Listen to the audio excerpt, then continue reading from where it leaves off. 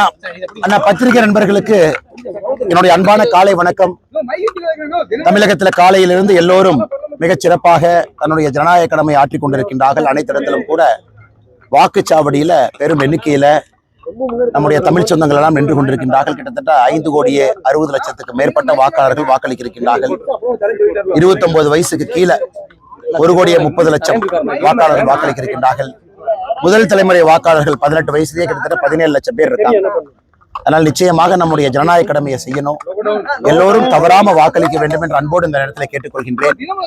மத்தியான வெயில் அதிகமா இருந்தா கூட பெரியவங்க குடையோடு வாங்க. உங்களுக்கு எல்லா வசதிகளும் கூட வாக்குச்சாவடியில் ஏற்படுத்தி இருக்கிறாங்க. உட்கார்றதுக்கு சேர் இருக்கு, தண்ணி இருக்கு. அதனால யாரும் கூட தயவு செய்து வாக்களிக்காம வீட்டுல இருந்துக்காதீங்க. ஸோ நம்ம ஜனநாயக கடமையை செய்யணும். தமிழகத்தில் ஒரு நல்ல ஒரு மாற்றம் வரும் என்று முழுமையாக நான் நம்புகின்றேன். இன்னைக்கு கேன்வசிங் டே கிடையாது. அதனால நான் எல்லோருக்கும் அன்போடு கேட்டுக்கொள்வது, உங்களுடைய ஜனநாயக கடமையை மனசாட்சிப்படி சரியான முறையில் நீங்கள் வாக்களிக்க வேண்டும் என்று மற்றும் ஒரு முறை கேட்டுக்கொள்கிறேன். போலீஸ் ஃபோர்ஸ் ரொம்ப கம்மியா இருக்கிறது மாதிரி சொல்றாங்க. ஆனா இன்னைக்கு நான் பேப்பர்ல பார்த்த வரைக்கும் கிட்டத்தட்ட 84,000 காவல்துறை ஈடுபடுத்தி இருக்கிறாங்க. குறிப்பா தேர்தல் ரிலேட்டட் ஒர்க்கை பொறுத்த வரைக்கும் தமிழ்நாடு ஜென்ரலாகவே பீஸ்ஃபுல் ஸ்டேட் தான். ஒரே ஃபேஸில் நம்ம எலெக்ஷனை கண்டக்ட் பண்ணுறோம். மக்கள் எப்பொழுதுமே அமைதியாக ஓட்டு போட்டுட்டு போயிடுவாங்க. போல் வயலன்ஸ் நம்மகிட்ட பெருசாக இருக்காது. அதே நேரத்தில் கடந்த 2-3 நாட்களாக நிறைய அந்த கேஷு கரூரில் பார்த்தீங்கன்னா 1/2 கிராம் தங்கம், வெள்ளி, கோயம்புத்தூருக்குள்ள ஏகப்பட்ட பண டிஸ்ட்ரிபியூஷன், இதெல்லாம் போலிங் ப்ராசஸை டிஸ்டர்ப் பண்ணியிருக்கு. அது எந்த மாற்று கருத்தும் இல்லை, இது உண்மைதான். பட் அதுவும் இன்னைக்கு வாக்களிக்க வர்றவங்க இதையெல்லாம் தாண்டி மனசாட்சிப்படி சரியான முறையில் வாக்களிப்பாங்கன்னு முழுமையான நம்புறேன். நமக்கு நிறைய போன் பண்ணிருக்கிறது எல்லாமே, நிறைய மெசேஜ் போட்டிருக்கவங்க எல்லாமே சென்னையிலிருந்து குறிப்பா தென் தமிழகத்திற்கு செல்லக்கூடிய பேருந்து வசதிகள் ரொம்ப குறைவா இருக்கு. அந்த பேருந்து ரொம்ப குறைவா தான் இருக்கு. பிரைவேட் ஆபரேட்டர்ஸ் ரொம்ப குறைவா இருக்கு. அரசு பேருந்துகள் குறைவா இருக்கு. நேற்று இரவு சிங்காநல்லூர்ல இருந்து பார்த்தோம். இங்கிருந்து வெளியே செல்லக்கூடிய பேருந்துகளுடைய எண்ணிக்கையும் குறைவா இருக்கு. நிறைய பேர் கம்ப்ளைண்ட் பண்றாங்க. அதனால எப்பவுமே தேர்தல் ஆணையம் இன்னும் கொஞ்சம் தமிழ்நாட்டில் சிறப்பாக செய்திருக்கலாமோ அப்படிங்கிறது என்னுடைய ஒரு தனிப்பட்ட ஒரு கருத்து. டிரான்ஸ்போர்ட் டிபார்ட்மெண்ட்டை கையில் எடுத்திருக்கணும், இன்ஸ்ட்ரக்ஷன்ஸ் கொடுத்துருக்கணும், அடிக்குவேட் பஸ்ஸஸ் இருக்கான்னு செக் பண்ணியிருக்கணும், அது எல்லாம் அதை ஃப்ளோவாக பார்த்துருக்கணும். ஆனால் நேற்றுலேருந்து இன்னைக்கு உதாரணத்துக்கு நேற்று இரவு சென்னையில் கிளம்பின பஸ் இன்னைக்கு சாயந்தரம் 6 மணி 6:30 மணிக்கு தான் ராமநாதபுரமே ரீச் ஆகுது. அந்த அளவுக்கு காலையில் ரொம்ப தாமதமாக எடுத்திருக்காங்க.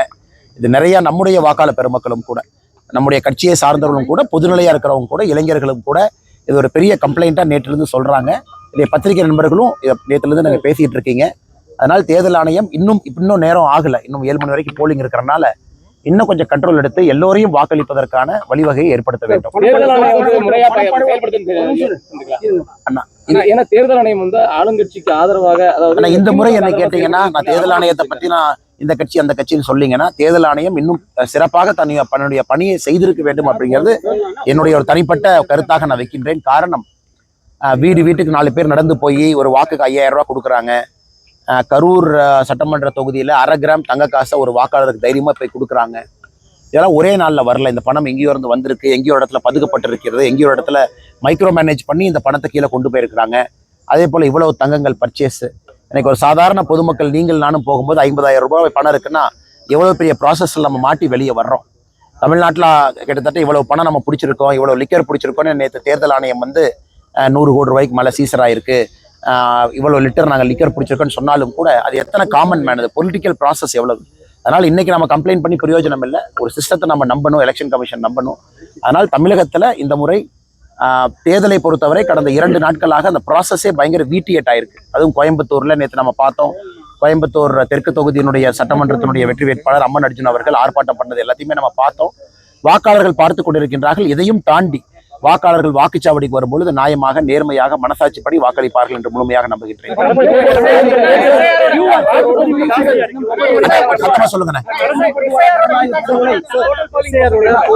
எஸ்ஐஆரை பொறுத்தவரை எஸ்ஐஆர் இம்பாக்ட் என்னோட கணக்கு டோட்டல் போலிங் ப்ராசஸ தமிழகத்தை பொறுத்தவரை ஒரு 2 to 2.5% டோட்டல் போலிங் ப்ராசஸ்னுடைய பர்சன்டேஜ் எஸ்ஐஆர்னுடைய டெலிஷனால மட்டும் உயரும். 2.5% மேல வர்ற எக்ஸ்ட்ரா போலிங் பர்சன்டேஜ் தான் அதிகமான போலிங்கா நம்ம கணக்கு எடுத்துக்கணும். எஸ்ஐஆர் டெலிட்டட் ஓட்டர்ஸ் நீங்க அக்கௌண்ட் எடுத்து பாத்தீங்கன்னா ஒரு 2.5-3% அக்கௌண்ட் பண்ணும். அதுக்கு மேல வரக்கூடிய எக்ஸ்ட்ரா போலிங் பர்சன்டேஜ் அதிகமான வாக்காளர்கள் வந்திருப்பதாக நமக்கு அர்த்தம். இன்னைக்கு சாயந்தரம் நமக்கு தெரியும். எஸ்ஐஆரை பொறுத்தவரை ரொம்ப நேர்மையா தான் நடந்திருக்கு, நாணயமா தான் நடந்திருக்கு. ஏன்னா அந்த கட்சியின் சார்பாக இதை நான் மானிட்டர் பண்ண வேண்டிய ஒரு பணி எனக்கு கட்சி கொடுத்திருந்தாங்க. அன்னெசரியா டெலிஷன் எங்கேயுமே எலெக்ஷன் கமிஷன் பண்ணல. மல்டிபிள் ரவுண்ட்ஸ் அவங்களுக்கு வாய்ப்பு கொடுத்துருக்காங்க. அதனால எஸ்ஐஆரை பொறுத்தவரை தமிழகத்துல உண்மையாலுமே நடுநிலையாக சிறப்பாகத்தான் தேர்தல் ஆணையம் செயல்பட்டு இருக்கிறாங்க. இன்க்ரீஸ் போலிங் பர்சன்டேஜ் 7 மணிக்கு மேல நம்ம கணக்கு போட்டு தெரியுங்க. ஆனா இந்த தேர்தல் வழக்கமான தேர்தல் எல்லாம் தாண்டி அடுத்த கட்டம் போயிருச்சு. நான் எந்த தேர்தலையுமே ஒரு வாக்காளருக்கு 1/2 கிராம் தங்க நாணயத்தை தைரியமா வீட்டுல போய் கொடுக்கறத நான் பார்க்கல. கோயம்புத்தூர் அர்பன் ஏரியால வீட்டுக்கு போய் உங்களுக்கு ஓட்டு இருக்கு 5000 ரூபா, 4 ஓட்டு இருக்கு 20,000 ரூபா, அந்த மாதிரி நான் பார்க்கல. அதெல்லாம் தாண்டி நடந்திருக்கு. அதனால இது தேர்தல் ஆணையத்துக்கே ஒரு பாடமாகத்தான் நான் பார்க்கிறேன்.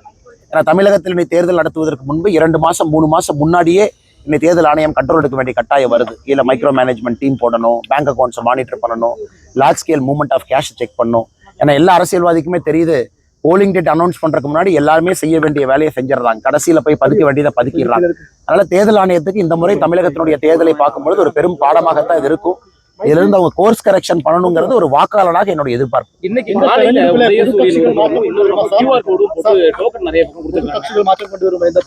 வந்துட்டாங்கண்ணா. ஆனா இன்னைக்கு காலையில பார்த்தோம், இந்த சாஃப்ட் கேம்பெயினிங்னு சொல்ற மாதிரி பல இடத்துல திமுக தன்னுடைய சாஃப்ட் கேம்பெயினிங்க பண்ணுது. உங்களுக்கு 100 மீட்டர் அது ஒரு கிளியர் நான் நெகோஷியபிள் ஏரியா, யாரும் உள்ள போய் எந்த சாஃப்ட் கேம்பெயினிங் பண்ணக்கூடாது. ஆனா பல இடத்துல சாஃப்ட் கேம்பெயினிங் நடக்குது. இது அன்பார்ச்சுனேட். தேர்தல் ஆணையம் இதை கண்டிப்பா வன்மையா அதை சீரியஸா எடுத்து ஆக்ஷன் எடுக்கணும்.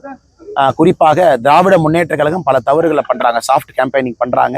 அதையும் நாங்கள் வன்மையாக கண்டிக்கின்றோம். புதிய கட்சிகள் இருக்காங்கன்னா இல்லைன்னு சொல்லல, இளைஞர்கள் இருக்கிறாங்க, வாக்களிக்கிறாங்க. நான் ஏற்கனவே சொன்னது போல ஒரு தேர்தல் அப்படின்னு வரும்பொழுது மக்கள் பல விஷயத்தை பார்ப்பாங்க. வேட்பாளரை, கட்சியை, அந்த கட்சிக்கான தன்மையை, வேட்பாளருக்கான தன்மையை, ஆட்சி அதிகாரத்துக்கு வருவதற்கான பக்குவம், ஆட்சி செய்வதற்கான பக்குவம் எல்லாம் பார்ப்பாங்க. அதனால நான் உறுதியாக நம்புகின்றேன். நேற்று முன்தினம் வரை நான் என்ன பேசிக்கிட்டு இருந்தனோ கேம்பெயினிங் பீரியட்ல அது உறுதியாக நடக்கும் என்று நம்புகிறேன். ஒயிட் ஷர்ட்டு பாலிடிக்ஸ் வந்ததுக்கு அப்புறம், அதனால ப்ரௌன் பேண்ட் ஒயிட் ஷர்ட்டு நான் பல நேரம் போடுறேன். நீங்க பழைய ஃபுட்டேஜ் எல்லாம் பாருங்க. ஜெகன்மோகன் ரெட்டி அவங்க போடுறாங்க, இதே ஒரு ட்ரெஸ் கோட போடுறாங்க. திரு விஜய் அவர்கள் இதே ட்ரெஸ் கோட போடுறாங்க. நிறைய பேர் போடுறாங்க. நான் என்னோட போலீஸ்ல இருந்து வெளியே வந்ததுக்காக அது எப்பவுமே கூட இருக்கணும், காக்கி இருக்கணுங்கிறக்காக பெரும்பாலும் 9 out of 10 times brown band தான் அதிகமாக நான் பயன்படுத்துறேங்கன்னா இதுக்கும் வேற எந்த குறியீட்டுக்கும் சம்பந்தம் இல்லை. என்னுடைய ஜனநாயக கடமையை நான் சரியா செஞ்சு வந்திருக்கேன். அப்படியாங்கண்ணா? அண்ணா நீங்க காப்பு அண்ணா காப்பை கூட கேட்டா எப்படிங்கண்ணே? எப்பவுமே போட்டிருக்கேன். புதுசா நீ தயவு செஞ்சு இந்த பக்கம் அந்த பக்கம் சேர்த்திடாதீங்க. நான் ஒரே பக்கம் தான் இருக்கேன், சரியான பக்கம் தான் இருக்கேன், நியாயமான பக்கத்துல தான் இருக்கேன். ஜனநாயக படுகொலை அப்படிங்கிற விஷயத்த சொல்றாங்க சார். பணப்பட்டுவாடா, இலவச பரிசு கூட, தன்னுடைய கொள்கையை சொல்லி ஓட்டு கேட்காம, தன்னுடைய திட்டங்களை சொல்லி கேட்காம, இப்படி ஒரு பெரிய அதான் நீங்களே காட்டுறீங்களே, பத்திரிகை நண்பர்கள் காட்டுறீங்களே, உதயசூரியன் சின்னத்தை காட்டுறீங்க, QR கோட காட்டுறீங்க. கண்டிப்பா இந்த முறை தேர்தல் ஆணையம் இன்னும் சிறப்பாக செய்திருக்க வேண்டும் என்பது என்னுடைய கருத்துல, மக்களுடைய கருத்து. கடைசி 2-3 நாட்கள் விரும்பத்தகாத எத்தனையோ செயல்கள் தமிழ்நாடு முழுவதும் பண்ணியிருக்காங்க, குறிப்பாக திராவிட முன்னேற்ற கழகம். அது இன்னைக்கு நம்ம பேசி பிரயோஜனம் இல்லை. இன்னைக்கு சாயந்தரத்துக்குள்ள எல்லாரும் ஓட்டு போறவங்கள ஓட்டு போடணும். மக்கள் இதெல்லாம் அக்கௌண்ட் பண்ணி வாக்களிப்பார்கள் என்று முழுமையாக நம்புகிறேன். ஆனா நானும் அம்மன் அர்ஜுன் அவங்க சொன்னதுல நானும் உடன்படுறேன். ஏன்னா அவ்வளவு பணம் கொடுத்து ப்ராசஸ் வீட்டியர் ஆனதுக்கு அப்புறம் அது நியாயமான தேர்தலா இருக்குமா அப்படிங்கிற சந்தேகம் எனக்கு இருக்கு. ஆனா தேர்தல் ஆணையம் ஏதோ ஒரு காரணத்திற்காக தமிழ்நாட்டுல எல்லா இடத்திலும் 234 தொகுதியில் நடத்துறாங்க. வாக்காளர்கள் நம்புவோம், எல்லாம் மனசாட்சிப்படி நியாயமான முறையில வாக்களிப்பாங்கன்னு வாக்காளர் பெருமக்களை நம்புவோம். நன்றிங்க. ஜனநாயகம் ஜெயிக்கும்னா பணம் எல்லாம் எப்பவும் ஜெயிக்காது, ஜனநாயகம் ஜெயிக்கும். மக்கள் எல்லாம் சரியா போய் ஓட்டு போட்டு வந்துட்டீங்கன்னா எல்லாரும் ஜெயிச்சிருவாங்க, நல்லவங்க ஜெயிப்பாங்க.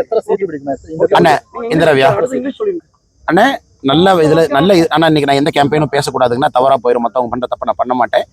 ஜனநாயக கடமை இன்னைக்கு செய்யுங்க. நான் நேற்று முன்தினம் வரை என்ன பேசிக்கிட்டு இருந்தனோ தமிழகத்துல அது நிச்சயமா நடக்கும். 5 வருஷத்துக்கு பிரச்சனை இருந்தோம். 5 வருஷம் தேர்தல் ஆணையம் வேடிக்கை தான் பாக்குது. அப்ப இருக்கு இந்த தேர்தல். ஆனா இதுல பிரச்சனைனா தேர்தல் ஆணையத்துல திரும்ப இன்வால்வ் பண்றவங்க அரசு அதிகாரிகள், அது குறிப்பா லோக்கல் கவர்மெண்ட் ஸ்டாஃப். இது ஒரு பெரிய பிரச்சனை. தேர்தல் ஆணையமா இருந்தாலும் கூட கீழே இருக்கக்கூடிய அதிகாரிகள் எல்லாமே லோக்கல் இருக்கக்கூடிய அதிகாரிகள், அரசு பொறுப்பில் இருக்கக்கூடிய அதிகாரிகள். அவங்க நான் கூட சொல்ல, தேர்தல் ஆணையம் இன்னும் கொஞ்சம் இந்த ரெப்ரசன்டேஷன் ஆஃப் பீப்புள் ஆக்டை கடுமையா அவங்க பிரயோகம் பண்ணணும். ஆனால் அதை பண்ண தவறிட்டாங்கன்னு தான் என்னுடைய தாழ்மையான கருத்து, வேண்டுகோள் கூட. அதே நேரத்தில் தேர்தலுக்கு முன்பே எல்லாம் நடந்துருச்சு. மாடல் கோட் ஆஃப் கான்டாக்ட் வர்றதுக்கு முன்னாடியே செய்ய வேண்டியதெல்லாம் செஞ்சுட்டாங்க. அதை தேர்தல் ஆணையம் இன்னும் கொஞ்சம் விழிப்புணர்வோடு மானிட்டர் பண்ணியிருக்கணும். பல இடத்துல நம்ம கம்ப்ளைண்ட் கொடுத்து கூட ஆக்ஷன் இல்லை. அதனால் இந்த முறை தமிழகத்தை பொறுத்தவரை தேர்தல் ஆணையம் நிறைய பாடங்களை கற்றுக்கொண்டிருக்கின்றார்கள் நம்புகின்றோம். எதையும் தாண்டி வாக்காளர் பெருமக்கள் மனசாட்சியோடு வாக்களிப்பார்கள் என்று நம்புகிறேன். என்ன சொல்றதுன்னா என்ன சொல்றதுன்னா நீங்க தடுக்கிறீங்க அப்படிங்கிற மாதிரி ஒரு வாதம் இருக்கு. அண்ணே, நான் தேர்தலை பொறுத்தவரை அது வாக்காளர் பெருமக்கள்கிட்ட விட்டுறேன். நாம ஒரு ஜனநாயகத்துல சில பேர் பணம் கொடுக்குறாங்க, கொடுக்கல, நியாயமான முறையில ஓட்டு போடுறாங்க. எல்லோரையும் இந்த நேரத்தில் நாம் கேட்டுக்கொள்வது நியாயமான மனசாட்சிப்படி நீங்க ஓட்டு போடுங்க. யாருக்கு ஓட்டு போட்டாலும் சரி மனசாட்சிப்படி போடுங்க. நன்றிங்கண்ணா. அப்படி ஆங்கிலம் வாங்கண்ணா. தேங்க்யூ.